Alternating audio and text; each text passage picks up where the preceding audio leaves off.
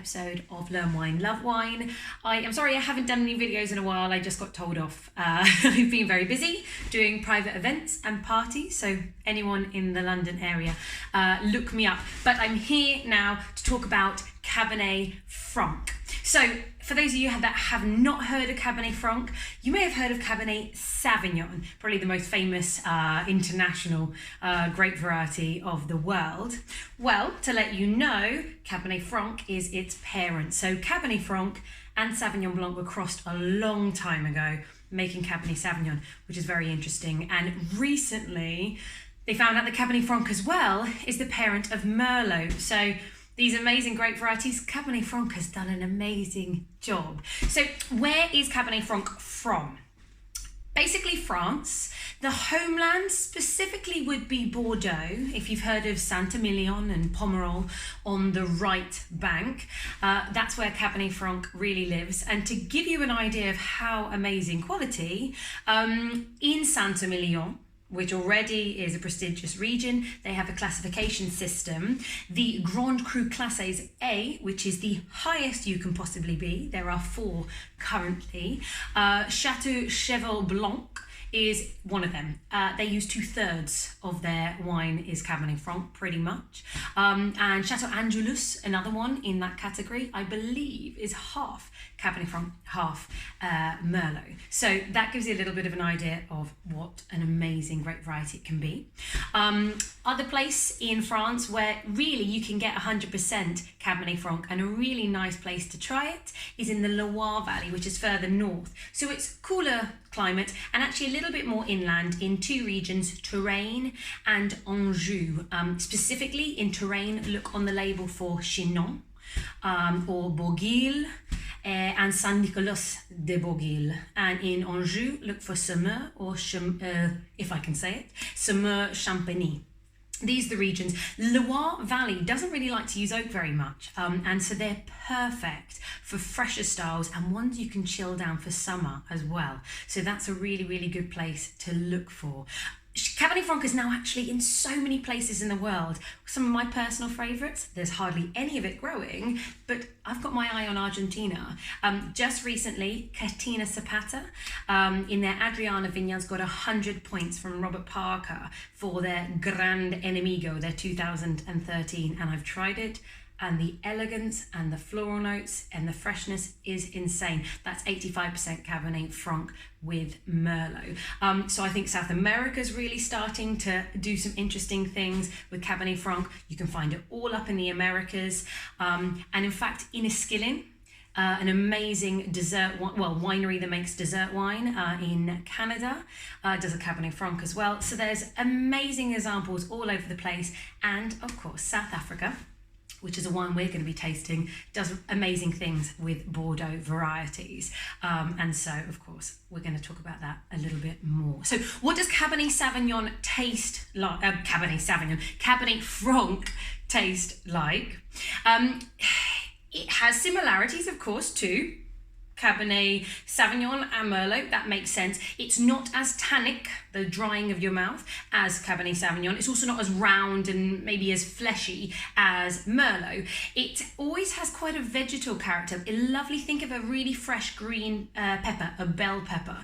That is always present. Lots of spicy notes, a bit of graphite, that kind of minerality. And if it's grown in a cooler climate, fresher style, like in the Loire Valley, expect more kind of red fruits like raspberries. And then if it's a heavier, richer, maybe slightly warmer place, and especially with some oak, you're going to expect more kind of blackberries and cedar. It's a really fresh, floral, fragrant wine. I think it's definitely a variety that you should try if you haven't tried it yet. Now, I'm trying Glenelly, their glass collection. It's not their highest wine, that's the Lady May, which is a Bordeaux blend. It's also not their more everyday drinking wine. It's somewhere in the middle. This is £12.95, so it's an absolute bargain, and you can get it online at Frontier Fine Wines. I'll put it there. Glenelly is a winery that is in the Stellenbosch region of South Africa. South Africa in general, the Western Cape, the whole of the main place where you will find wines in South Africa, has apparently one of the oldest soils. We're talking 600 million years of different soils, one of the oldest. So that already makes it quite interesting. And if you know nothing about South Africa, start investigating with Stellenbosch. It's considered one of the best regions in South Africa, and most of the best wineries are there. To give you an idea about South Africa and Stellenbosch is specifically, False Bay is a specific bay just right on Stellenbosch, and it sucks in these cool breezes that come from the Antarctic called the Benguela current. That gets sucked in. There's loads of mountains in Stellenbosch, which, to confuse you further, means that there's obviously different altitudes and aspects, so you have lots of different styles in Stellenbosch, and they have this also really cooling wind called the Cape Doctor. So there's all these wonderful things going around to make sure there's loads of sunshine, obviously, and loads of fresh cold breezes to chill everything down, so you get lovely acidity and loads of fresh fruit. These guys in Stellenbosch are in a specific kind of smaller category called Simonsberg-Stellenbosch. Simonsberg is a mountain, and these guys, especially this Cabernet Franc, is planted really high up, so higher altitude. Every 100 meters you go up, it gets about 0.5 degrees Celsius cooler, so you can get a fresher style, more acidity, higher diurnals as well on the mountains. Now, quick conversation about Glenelly. Talking back to Bordeaux, there's a winery called Pichon Longueville Comtesse de Lalande. This is a second growth in Bordeaux on the left bank.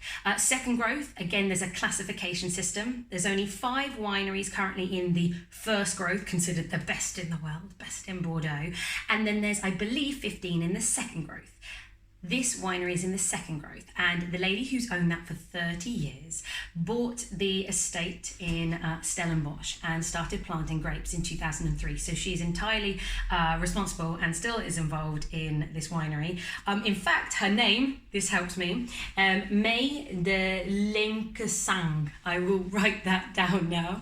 That's the name of the owner of this property. Now, if you can imagine how incredible Bordeaux varieties are and Bordeaux wines, and being one of the best wineries in Bordeaux, it gives you an idea that this Cabernet Franc, which is a Bordeaux variety with somebody with a lot of experience, is going to make some amazing wine.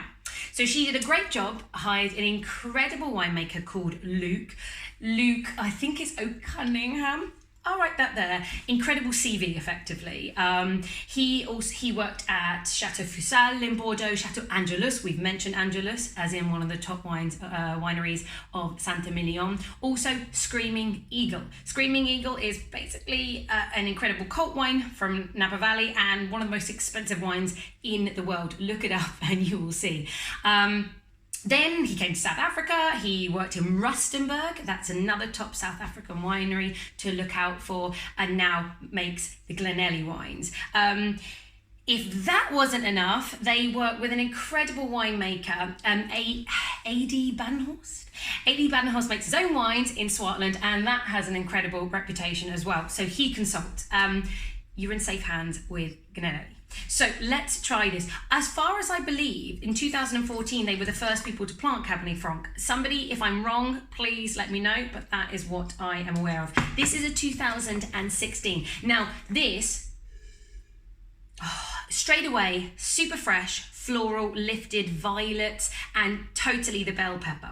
It's definitely a much richer style. I get loads of blackberries, blackcurrant, black cherry, not the redder fruits, but it is a quite lifted nose. It's very, very concentrated.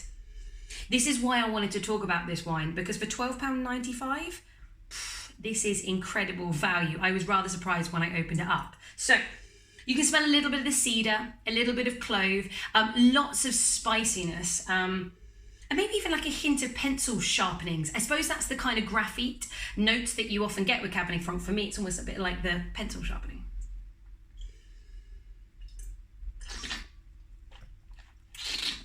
So this is like a more than medium body, medium plus body, really plush fruit, really round, really juicy, really fresh, ripe, black fruits. Even like a little hint of chocolatiness, but it's really alive, The acidity is pretty decent, and the tannins, they're pretty present. They're a little bit grippy, but in a really, really kind of, you know, put your tongue around your mouth kind of way.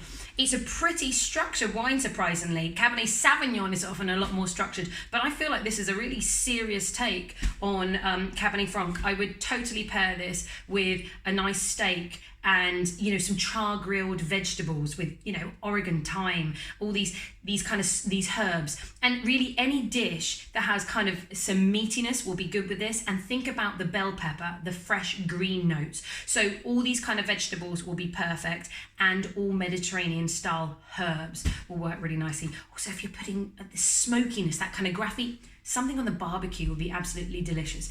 And you can never go wrong with lamb with like a herb crust. That would be insane. I think that gives you a little bit of an introduction into Cabernet Franc, where it's from, and how yummy and good value this wine is from. If you like the video, like, share, subscribe. Great to hear your feedback, and I shall try and do another video soon so you don't wait as long next time. Cheers, guys.